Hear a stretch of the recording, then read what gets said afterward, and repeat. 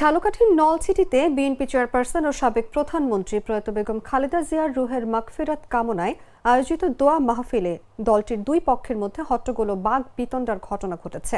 শুক্রবার বিকেলে নলছিটি মার্চেন্টস মাধ্যমিক বিদ্যালয় মাঠে এই পরিস্থিতির সৃষ্টি হয়। প্রত্যক্ষদর্শীরা জানান, উপজেলা বিএনপি সাধারণ সম্পাদক সেলিম গাজী বক্তব্য দিতে শুরু করলে অনুষ্ঠান স্থলে উপস্থিত দুই গ্রুপের নেতা কর্মীদের মধ্যে কথা কাটাকাটি শুরু হয়। এক পর্যায়ে তা তর্ক বিতর্কে রূপ নেয় এবং দোয়া মাহফিলের পরিবেশ বিঘ্নিত হয়। এতে কিছু সময়ের জন্য অনুষ্ঠান স্থলে উত্তেজনাকর পরিস্থিতির সৃষ্টি হয়। স্থানীয় নেতাকর্মীদের ভাষ্য অনুযায়ী দীর্ঘদিন ধরে নলছিটি উপজেলা বিএনপির দুটি গ্রুপের মধ্যে অভ্যন্তরীণ বিরোধ চলে আসছিল।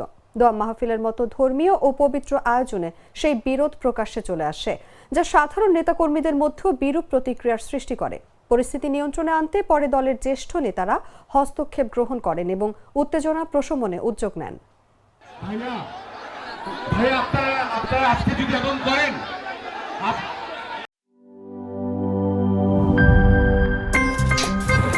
আমার একটা স্মার্ট সিদ্ধান্তে 25% গ্যাসের খরচ কমেছে। ভাবছেন কিভাবে?